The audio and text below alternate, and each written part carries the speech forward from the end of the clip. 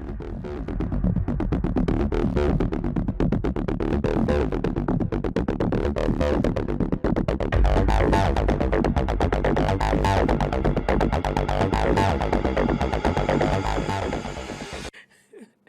bien, chers amis, bienvenue. À présent, nous parlons chiffres du jour. Et le chiffre aujourd'hui, c'est le chiffre 30. Il s'agit bien évidemment des 30 ans de consécration de l'église Immaculée Conception de Ouidah en basilique. Et la messe a été dite ce dimanche. D'ailleurs, vous l'avez vu tout à l'heure, Maury Agua nous a passé l'information et nous avons vu également l'élément passer par ici sur nos ondes. Et donc, la messe a été dite ce dimanche par El Nonce apostolique près le Bénin et le Togo à Ouidah, en présence des filles et fils de Ouidah. Et justement, à ce titre, le chef de l'État a rénové de sa poche, il faut le préciser, la dite basilique, sans attendre rien du tout, ou sans attendre quoi que ce soit des fils et filles de Ouidah. Et pour en parler avec nous ce matin, Tessani Koudayon, merci d'être là. Toujours un plaisir, Natacha. Merci également à vous, Maury Agua. Merci, Natacha Kofi. Et bien, à présent, nous en parlons, 30 ans de consécration de l'église Immaculée Conception. Oui, effectivement, vous l'avez dit, 30 ans de la consécration de l'église Immaculée Conception de Ouidah en basilique. Cette célébration qui coïncide avec les 110 ans de la création de l'église Immaculée Conception de Ouidah, mais également avec la fête Glehwehwe, 123e édition de la fête Glehwehwe. Et donc, ce triple événement plutôt, a été célébré ce dimanche par une messe d'action de grâce dans l'enceinte de la basilique. Et donc, j'ai essayé de voir un peu c'est quoi une basilique. Ce que j'ai retenu, c'est que quand est-ce qu'on peut consacrer une église en basilique? C'est peut-être, c'est quand par exemple, sur le lieu, l'endroit où l'église a été érigée, il y a eu un saint qui a vécu à cet endroit.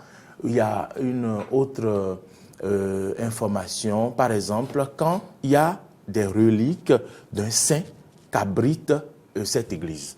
Donc, ce sont ces deux éléments-là qui concourent à ce qu'on décide qu'une église soit basilique. Donc aujourd'hui, l'église Immaculée Conception de Ouidah est une basilique et les 30 ans ont été célébrés. Mais vous avez vu, si vous connaissez cette église-là, vous avez vu qu'elle rayonnait. Elle rayonnait parce qu'elle a été réfectionnée dans son entièreté. Et donc, peut-être les filles et fils de Ouidah se disaient que c'est leur devoir de le faire.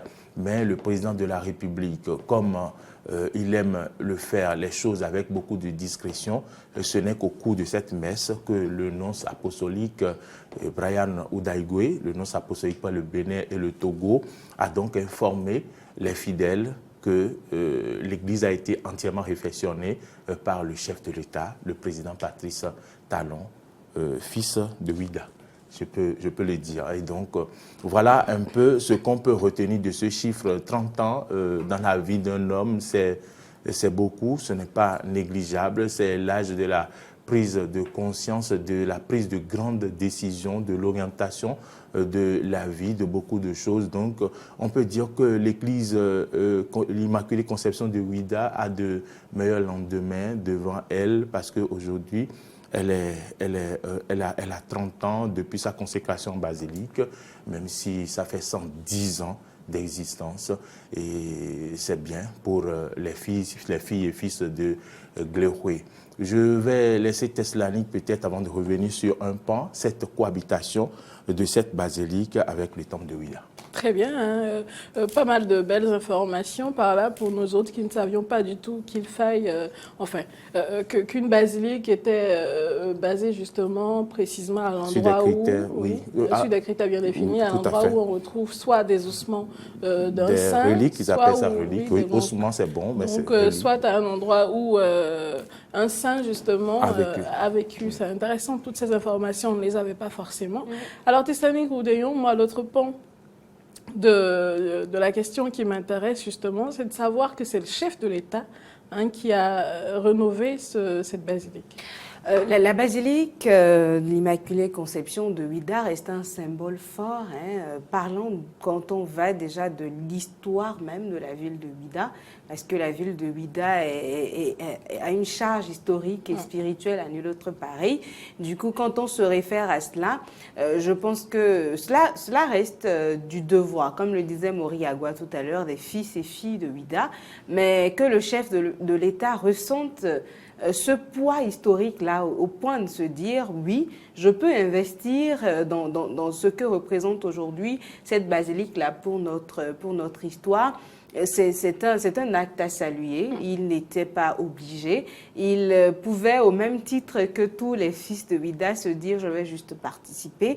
Mais il a pris tout ceci. Il a pris sur lui, voilà, il a tout fait. Et on voit la basilique. Enfin, je suis pas aller, de pied ferme pour voir véritablement ce que c'est, mais à travers les images, parce que déjà le dimanche au journal de 20h, je crois que je l'avais déjà suivi, je ne sais plus si c'est sur Eden TV ou la télévision nationale, mais je me rappelle avoir déjà suivi cette édition-là où, avec ma mère au salon, on se disait encore, mais attends, c'est la basilique de Ouidah qui est devenue comme ça, elle est jolie et tout. C'est dire combien aujourd'hui cette basilique-là porte son nom et avec toute la fierté qui peut accompagner quand on parle aujourd'hui de la basilique de l'Immaculée Conception de Ouidah, qui reste un lieu de culte phare pour l'Église catholique dans notre pays. Et on se rappelle encore en 2011, lors de la visite du pape Benoît XVI au Bénin,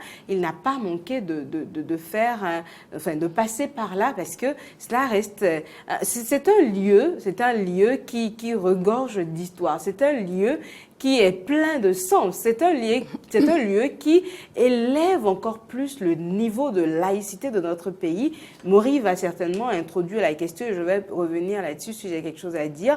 Mais cela reste un symbole fort, autant pour l'Église catholique que pour le Bénin entier, et même pour nous en tant que fils et filles du Bénin, parce que une basilique qui est érigée au milieu de tout ce que nous avons d'ancestral, de toutes nos réalités culturelles et culturelles, une église qui s'érige et qui reste pendant 110 ans. Je pense que c'est vrai que le chiffre aujourd'hui c'est 30 ans, mais je remonte en arrière, je me dis depuis 110 ans, la chose se poursuit. Et aujourd'hui, regardez toute la fierté que les fils et filles de Ouidah ont à célébrer la messe de leur fête identitaire dans cette basilique-là, alors que tous tous ceux qui étaient rassemblés au sein de cette église n'étaient pas forcément des chrétiens catholiques. Ils n'étaient pas forcément des chrétiens catholiques, mais tous ressentaient cette même fierté-là de se retrouver dans cette église. Cela reste un symbole fort, je le répète, je le répète parce que c'est comme ça que je le vis véritablement, pour l'église catholique, d'une part, mais également pour l'histoire de notre pays, pour tout le poids culturel, non, pour tout le poids historique et spirituel que porte cette église, je vais dire. Très intéressant.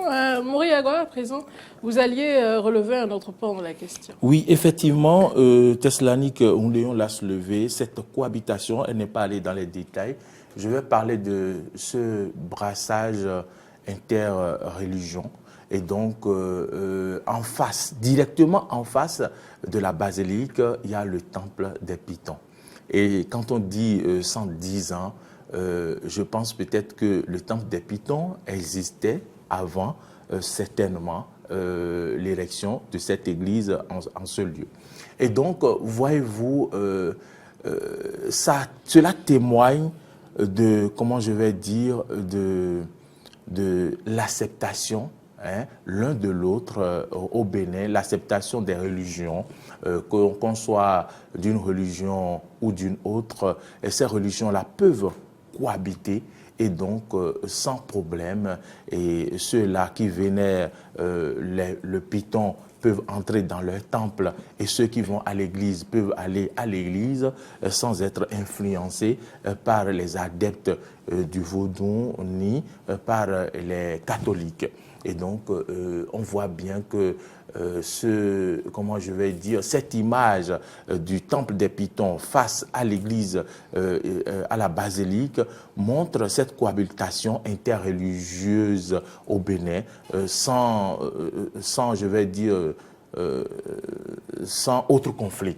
Et je voudrais aussi parler par exemple à Dassa. Vous savez, la grotte mariale de Dassa, c'est aussi un lieu de pèlerinage, de prière pour les catholiques. Mais peut-être vous ne le savez pas, derrière cette grotte, derrière de l'autre côté, se situe le temple des fidèles, des adeptes de Sakwata. Et donc, dans une même grotte, autour de cette grotte, pendant que l'autre face est utilisée pour l'Église catholique, l'autre est utilisée par les adeptes du culte Sakwata. Et donc, voilà un peu pour parler de la cohabitation interreligieuse au Bénin. C'est un point positif. On ne peut pas parler de la basilique sans faire une lumière également, sans en parler. Voilà ce que je voulais dire à ce propos. C'est toujours intéressant, chers amis, de savoir que nous sommes dans un pays très tolérant, parce que l'on sait comment ça se passe sous d'autres cieux. Et aujourd'hui, nous avons quand même une multitude de religions, je vais le dire comme ça, qui cohabitent comme ça ensemble, à l'image de la basilique et du temple des Pythons. Même dans nos quartiers, on le constate. Oui, en fait, comme vous l'avez dit, moi, j'ai pensé tout de suite à mon quartier, où quand j'entre dans la rue, automatiquement, j'ai une église de christianisme céleste. À 2 pas, vous avez une église catholique. Pas loin d'eux, en face, il y a une maison où je crois que ça doit être des adeptes de Trompetto-les-Cas. Et il arrive que toutes les églises sont en train le 24, par exemple, ça va se reproduire. Célébrer au même moment. L'église, bon, peut-être ceux du christianisme céleste seront en pèlerinage, ils ne seront pas là. Mais ceux de l'église catholique seront en train de faire la veillée, le réveillon de Noël. Et ceux de Trompetto-les-Cas vont sortir aussi pour toutes leurs manifestations. Quand vous longez, vous continuez, avant d'arriver chez moi, vous avez encore 2 ou 3 autres églises évangéliques et tous, le dimanche, vous voyez l'effervescence dans cette rue. Il y a du monde, des gens qui viennent d'un peu partout, des véhicules qui sont garés et tout. Il y a cette tolérance dont on peut être fier aujourd'hui. Il y a cette laïcité qui est chose effective dans notre pays. C'est pas toujours évident. Celui de Ouida reste, Dassa, je ne savais pas par exemple, je suis contente de l'apprendre aujourd'hui. Mais Ouida reste un exemple très fort parce que voir une aussi grande église, parce que une basilique, le chemin que la cathédrale a pu faire au point de devenir une basilique, et en face, il y a le temple des Pythons qui est là, et vous voyez quand les touristes arrivent et qu'ils font le tour de la ville de Ouida pour qu'on leur raconte l'histoire, quand ils finissent de passer par le temple des Pythons, on va au niveau de la basilique et on vous dit c'est un symbole de l'histoire de la ville de Ouida et du Bénin aussi. Et ensuite, on vous conduit à la fondation Zissou et ainsi de suite. Je crois qu'on ne peut pas faire le circuit histoire de Ouida sans passer par la basilique, sans passer par le temple du Python. On va de là et on vient de l'autre côté. Et, enfin, c'est beau tout simplement. C'est très magnifique. C'est très beau. Et j'emprunte vos expressions. C'est beau et c'est magnifique, effectivement. J'insiste sur le fait que sous d'autres cieux, ce n'est pas évident du tout d'avoir une telle tolérance. Et par ici, nous avons cette grâce-là. C'est également le lieu de dire que c'est tout un peuple qui a des moments spécifiques, parce que chez nous ici, je dirais les dimanches, c'est commun à toutes les religions, qui a des moments spécifiques, élève la voix, donc élève des prières vers Dieu, ou en tout cas peu importe le nom qu'il donne à la divinité qu'il prie. Mais le fait de pouvoir élever la voix ensemble en un accord pour, par exemple, demander la paix pour ce pays, c'est passé, je pense, à travers un des éléments du journal de Maury la semaine passée, où c'est vrai que c'était pas des prêtres et autres, mais c'était beaucoup plus nos cultes, nos cultes traditionnels, où ils étaient justement en quête de savoir ou de comprendre ce qui se passerait l'année à venir, et donc prendre des précautions dès maintenant et dire aux gens faites attention, faites ceci, faites cela. C'est simplement beau en fait de se rendre compte que tout un peuple à un moment peut élever la voix de commun accord pour réclamer quelque chose pour le bien de la nation. C'est tout simple, c'est vraiment beau et ça fait plaisir. Alors merci à vous deux. Merci Natacha. C'est toujours un plaisir.